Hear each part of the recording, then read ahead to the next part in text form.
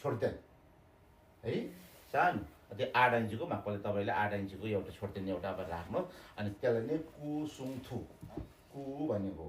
बुद्धको शरीरको प्रतिनिधि सुङ भनेको बुद्धको वचनको प्रतिनिधित्व गर्ने थु भनेको बुद्धको चित्तको प्रतिनिधित्व गर्ने यो तीनटा भएपछि हाम्रो घर नै गुम्बा लाखा हो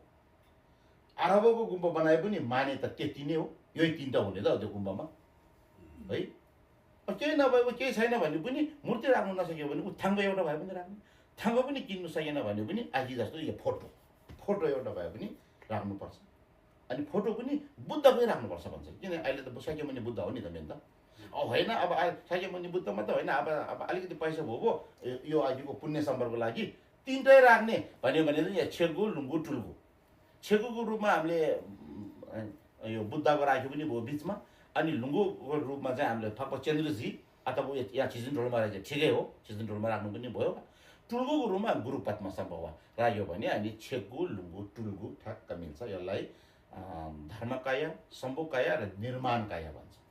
त्यसलाई सांस्कृतिक भाषामा अनि यति राख्नुभयो भने कति राम्रो अनि बिहान उठेर मन शान्तिपूर्वक भएर कति राम्रो यहाँहरू चाँदीको हेर्नुहोस् कति राम्रो छ ऊ तामाको पनि छ अनि पानी मात्र भए पनि ट्याक्क 7वटा भाँडामा पानी चढाउने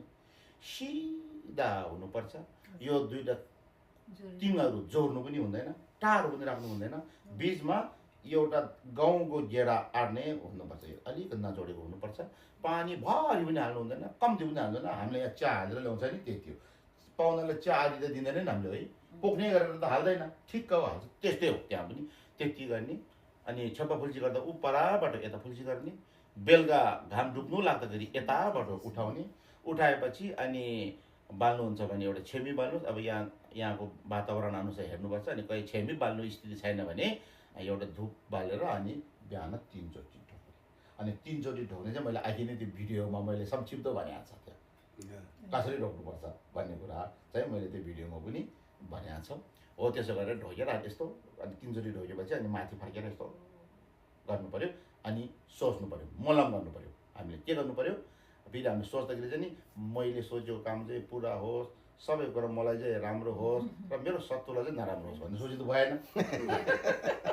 है हामीले के सोच्नु पर्यो भन्दाखेरि सबभन्दा पहिला सङ्घीयको तेम्बा भन्छ नि बुद्धको शासन हिरिन्दु नेवृस्यो भनेको एउटा बुद्धको शासन चाहिँ नि मिनिमम 5000 वर्ष अहिले बुद्धको शासन 2500 भनेपछि बिचमा छ 5000 वर्ष भन्दा पनि उतै जाओस् भनेर चाहिँ हामीले प्रार्थना गर्नुपर्छ अनि अहिले त बुद्ध त हुँदैन बुद्धको प्रतिनिधि को त भन्दाखेरि अब गुरुहरू ठुल्ठुलाहरू गुछियाहरू लामाहरू प्रतिनिधि उहाँ बुद्धको प्रतिनिधिको रूपमा चाहिँ गुरुहरूको आयु लामो भयो अनि धर्मलाई उता उता उता छाड्छ नि दोस्रोमा चाहिँ नि लामाहरूको त्यस्तो केही सिङ्गेन भन्छ नि आफ्नो कल्याण मित्र धर्म गुरुहरूको आयु चाहिँ नि वृद्धि होस् 100 वर्षसम्म बाँचोस् भन्ने त्यसपछि पो अनि जम्लिङ त्यसको पुण्यले पो जम्लिङ भन्छ नि विश्वमा नै शान्ति होस् भन्ने यो तीनटा चाहिँ भावना हुनु पर्यो अनि मेरो शत्रुै भयो भने उसलाई पनि राम्रै होस् हाम्रो माया नभएको कन्सेप्ट चाहिँ त्यस्तो हो सबैले खानु पाओस् लाउनु पाओस् दुःख नपाओस् सुख पाओस् भनेर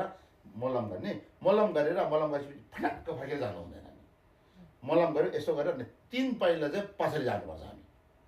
है 3 पाइला यहाँ नि अब तपाईँले यहाँ बिहान यो छपपछि गऱ्यो ढोक्नुभयो आज जस्तो मलम गऱ्यो अनि फटाक्क फर्केर जानु हुँदैन 3 पाइला पछाडि गइसकेपछि मात्रै अनि दाहिनेतिर घुमेर जानुपर्छ अनि हाम्रो दिनभरिको काम हाम्रो सफल हुन्छ